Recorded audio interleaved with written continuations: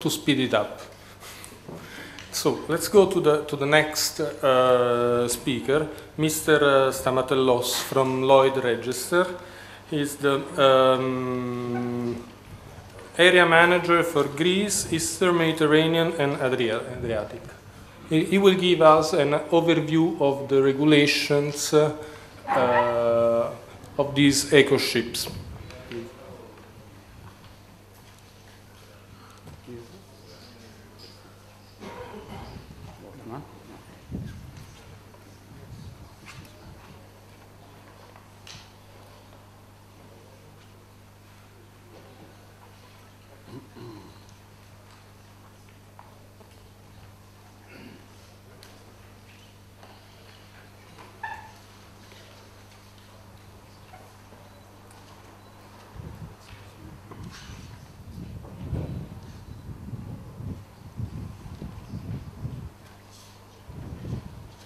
Thank you. Mr. Moroso, how much time do I have? How much time do I have? 10 minutes. 10 minutes, okay, interesting. Yes, good morning, or good afternoon rather. First of all, I'm not Apostolos Poulovasilis. One of the characteristics of shipping is quick changes and emergencies, and I apologize on behalf of Apostolos, he couldn't join us, and so I had to emergently step in. So shipping is very used to this. The other thing that shipping is now very used to is legislation and law, and this conference is called Shipping and Law. And the fact is that we are in a very over-regulated environment, which I will try to summarize in this 10 minutes. The major part of today's legislation has to do with environment. This is what attracts most attentions, and this is what attracts most challenges. And the part that comes first, maybe to the minds of all of us, is what has to do with the SOx emissions. SOx emissions, 0.1% at the ECA areas, is 3 months away from now. And the options, I think, are well known. The straightforward option is to burn marine gas oil or install scrubbers. Use LNG as fuel is an option that it's attracting a lot of attention both by the industry and by the European Union. And as a matter of fact, Italy is also one of the countries looking at LNG as fuel, and then we have other alternatives as methanol, etc. Sometimes we are asked, do we see a relaxation coming forward? No, we don't see a relaxation. This will happen, and what is the plan is the question for all of us. Now, SOx is one thing, and it's the first thing coming, but NOx is the second one. It will also come from 2016, and it will, from 2016 it will apply to the large commercial vessels. The yachts will not need to worry for this until 2021, and of course we're talking about yachts and not small crafts below 24 meters. One of the issues of concern is what will be the ECA areas. Well, the ECA areas may change. For example, we see movements both at Hong Kong requiring special delivery of fuels, and in areas such as China, and also other areas. Mediterranean is being with a question as to whether it will be becoming ECA. We know that Turkey wants to convert to the Straits as an ECA area. So in the future, ECA areas may be more ECA SOx areas, ECA NOx, but for these areas, we will not have to have a mandatory implementation of NOx at the same timeline. We all know EDI now, this magic form, complicated form that drives a lot of actions in the new buildings. It has been extended to include nearly all type of vessels. It is a questionable formula, but it drives some developments if used correctly. And this leads us to the next anxiety, if SOx is one anxiety of the shipping industry, the next worry is ballast water management. Ballast water management, the status at this time is that we have 30.25% of the world's fleet having ratified the convention. We need 35%. We know that some countries, Italy is one of them, have announced that they will ratify the convention till the end of the year. And we also have some smaller countries that have informed us that they are on the process of ratifying. This means that we have a lot of certainty that by the first months of the next year, the convention will be ratified, which means that after ratification, we will have 1 year for entry into force. This means that we can actually forget this complicated compliance layout, because this is what will happen. This is what will happen because if convention enters into force in 2015, first months, we have 1 year for implementation. And if this happens, the structure, the layout, the timeline is very straightforward. It will be at the first IOPP renewal survey after entry into force. This may mean that for vessels being very close to the turning point, we may see some earlier, some movement of the surveys a little bit earlier, so as to gain another 5 years. And now, ballast water management is not complicated only by itself. It's complicated by the way it's implemented between the European Union, IMO, and the United States. So United States have already implemented their ballast water management requirements. They have their own schemes. And what is happening today is that if you want to go to the States and comply with the requirements, you either have to apply for an extension or use some other means like storage, like not doing ballast water, or handling the ballast water outside, or taking ballast only literally drinking water, or using the AMS. AMS is the scheme which handles the fact that no ballast water management treatment system has yet been approved by the Coast Guard. So they use this AMS process, the alternate management system, which is a temporary solution for systems approved by IMO and by their countries, but not approved by the Coast Guard. We have around 25 systems currently under the AMS scheme. I mentioned extension. Extension is something that can be requested from the Coast Guard. It must be well documented. It must be based on the fact that nothing else can be done, and it is 1 year extensions, and you can reapply for an extension at the end.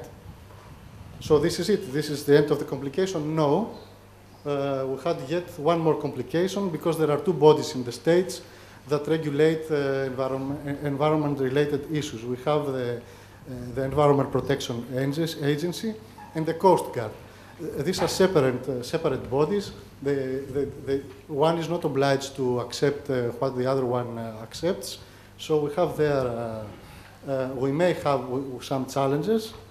Although these are the common things, we have some uncommon ones, which is the VGP. We will talk about the VGP later on. We have the requirement of EPA to do a periodic sample and an annual report, and some extra requirements for the active substance discharge. And also EPA is not obliged to accept the extensions given by the Coast Guard. Now, what is VGP?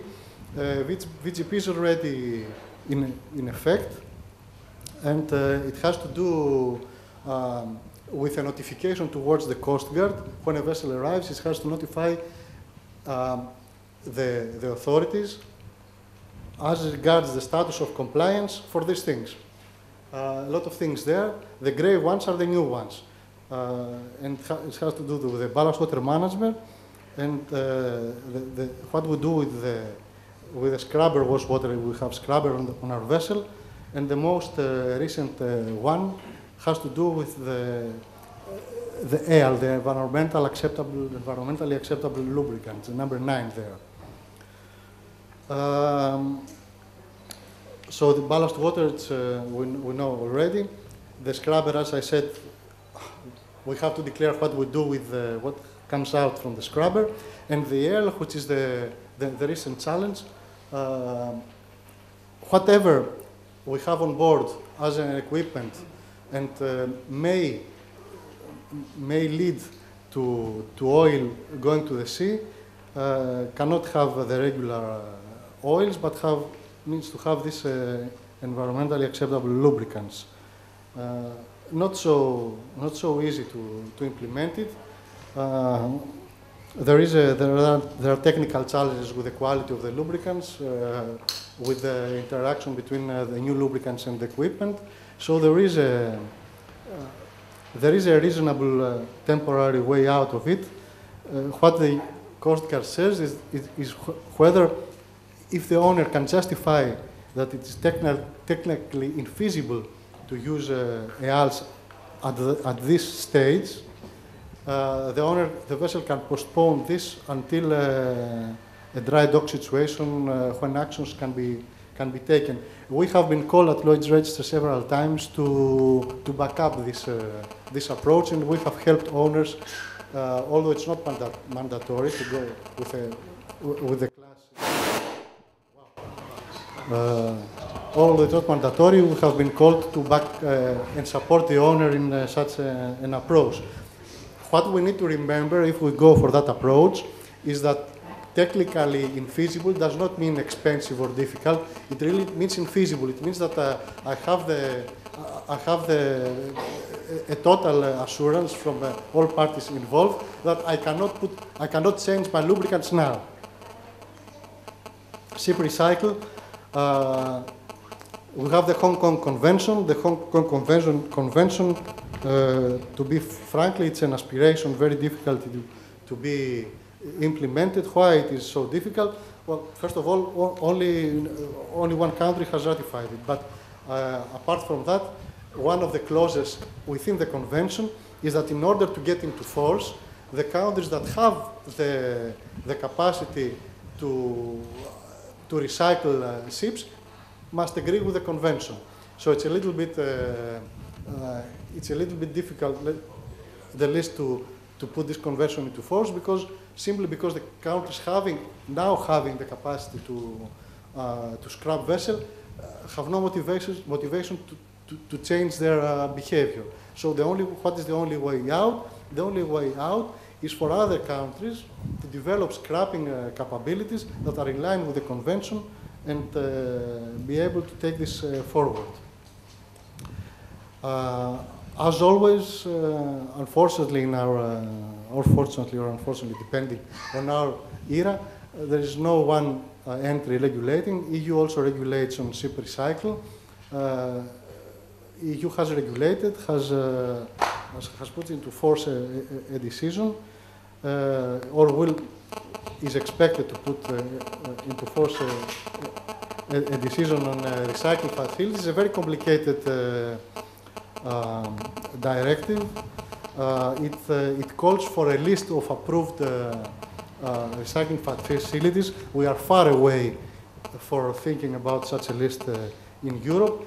The fact is that the ships being constructed after the European directive entering into force and being constructed with a European flag, they need to be equipped with a document which will no, it's not me. Shall I close it down and just yell? Okay. Okay, so the ships constructed under European flag.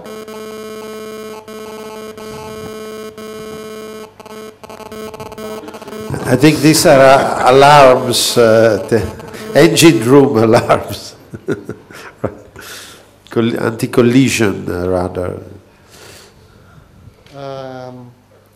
With what we call in Lloyd's Register the green passport, they will need to have a document clearly stating how the ship has been constructed and how the ship will be deconstructed, scrapped without harming the environment.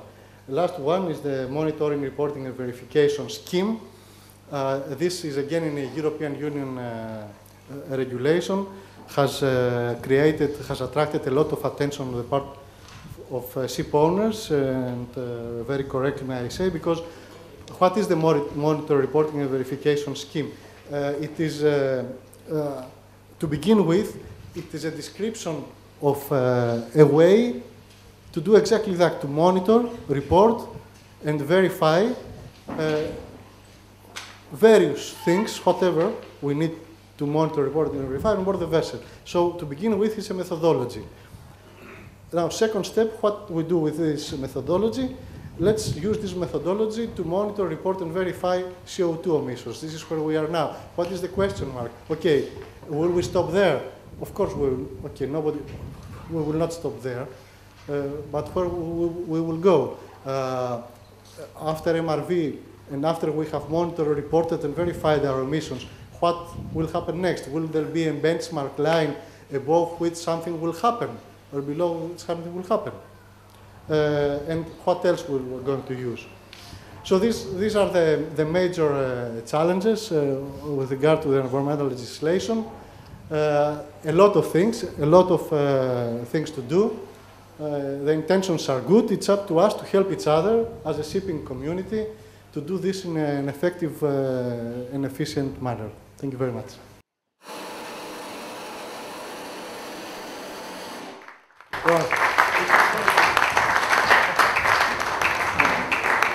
Thank you very much, Mr. Stamatellos.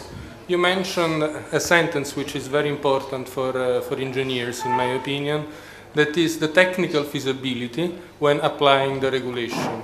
It is work for us. Thank you.